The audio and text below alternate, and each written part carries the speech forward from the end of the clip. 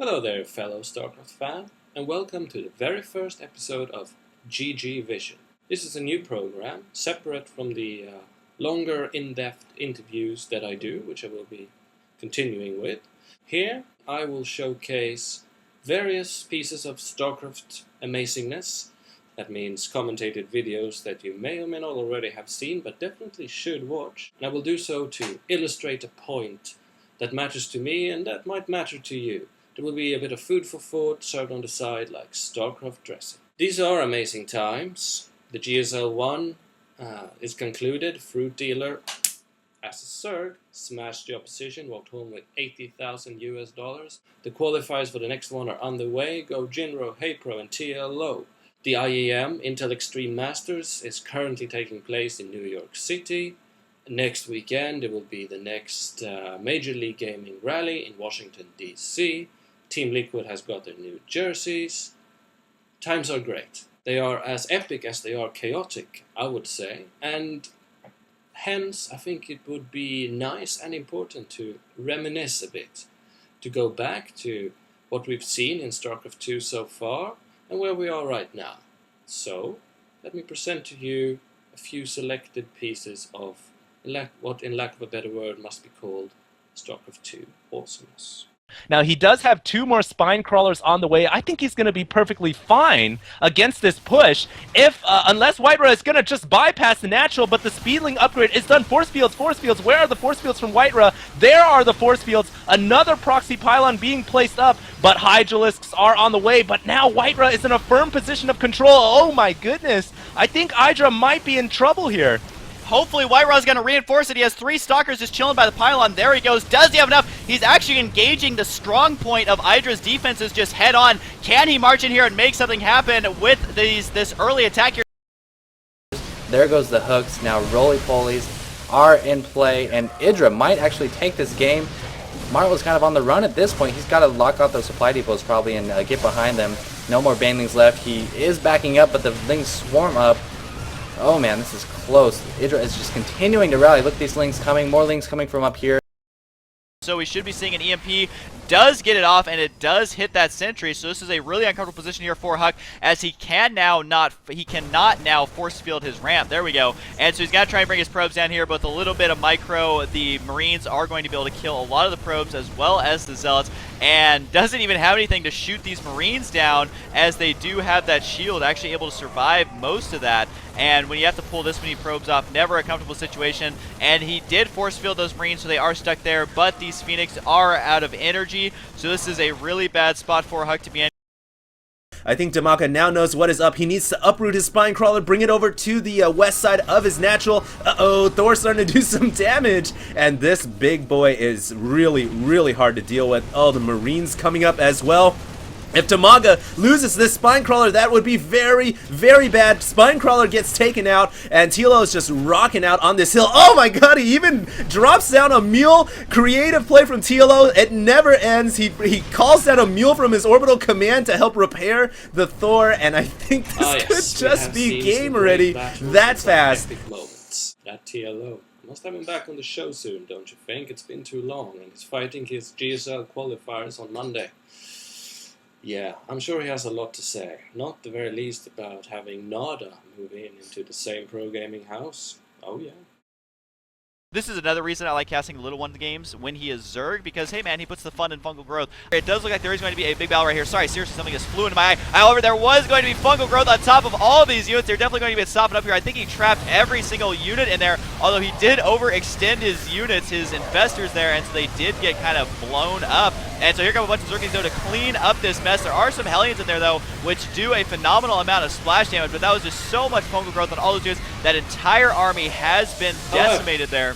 In times like these, where StarCraft 2 has exploded and things are as amazing as they are all over the place, I say that, as great as that is, we must also realize that StarCraft 2, as a game and as a community and as a professional electronic sport, has a long way to go. That is awesome.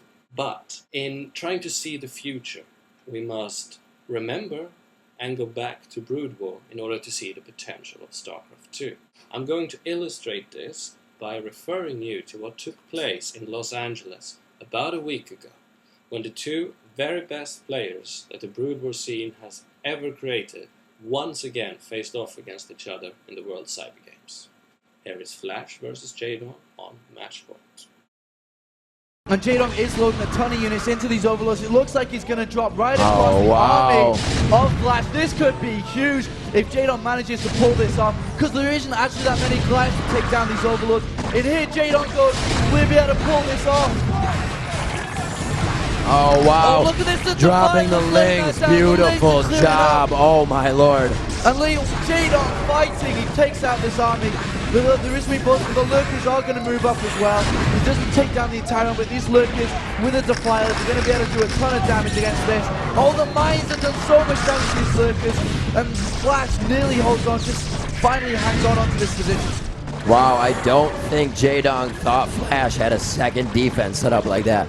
All those tanks just sitting there waiting, more vultures even. And now the Hydralisk army of Jadon to be rebuilt. Will he choose to do something different? Oh, look, he does not have enough gas right now to come back into this game. Jadon taking a very good hit right now. And we'll have to see if he can come back from this one. And that's a really good hit there by Flash. Because he has so many minerals, he's using it to spend it on vultures. And he just annihilated that mineral line of those Jadon. of you who are old Brood War players probably enjoyed that and may already have watched it. Those of you who are newcomers probably feel a bit perplexed, if not already unsubscribed from having to have watched this fugly piece of 1998 pixelated gaming fame. But bear with me. In that fugly, though I prefer to see it as rustically beautiful, mess, there's a message. Brood War, especially in the hands of these two players, it's a science. It's an incredibly sharp machine that functions on a such deep and comprehensive level. And Starcraft 2 has yet to achieve that level. These guys play at an average actions per minute value of way above 300. Their decision making, their control, their understanding of the game is like nothing we have yet seen in the Starcraft 2 scene. That's good, because that takes years to develop.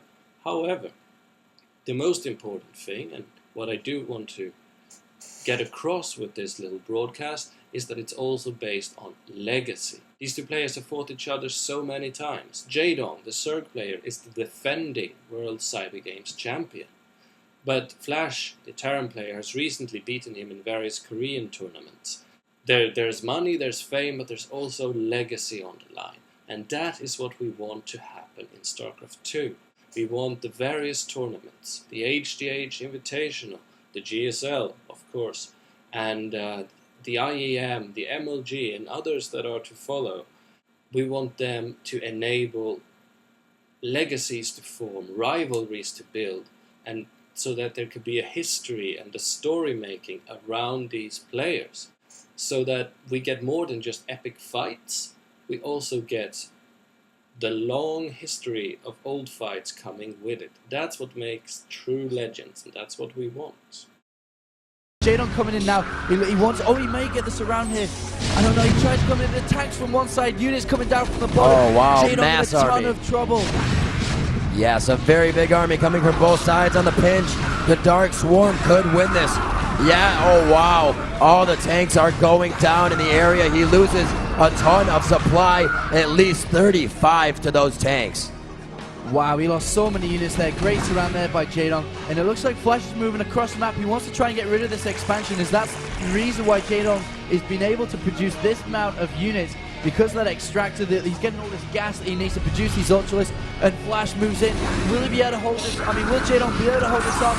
Units coming in. The Plague is on the no. Oh, he unsieges. That's incredible. Oh, he pulls back. Amazing. Defiler winning this matchup right now for Jadon, but Flash still not out of it. Could he bring this back into his favor? The Plague on the Science Vessels and the Ultralisk to go down to the tank. Yeah, just really roaming around. It really depends if Jadon That's can just me reinforce saying this. Part excuse for showing you various videos that I like, but also leaving you with some food for thought. Now that's all that matters to me this Saturday, to borrow a phrase from a certain well-known YouTuber that I, for bad or worse, feel inspired by. Leave your questions, comments, feedback below, or better yet, leave it as a video response. Everybody loves video, and even if you're not into video editing, you can just record via your webcam straight via YouTube. Button down there, attach video response. Everybody loves it, and you know, YouTube is the most democratic place on earth. If people like you, they'll give you a thumbs up. If they hate you, they will scream so at your digital face until your ears bleed. So what's the worst that can happen? Well, you know you want to. But seriously, do tell me if you find this little GGvision thing at all interesting, useful, or just a complete waste of 10 minutes of your time. If so, I'll try to work on it. Now, before I go, I'd just like to leave you with this little segment, because A, you haven't seen it in a while and it will make you smile, and B, Fungal Grove 2 just doesn't have the same ring to it, now does it?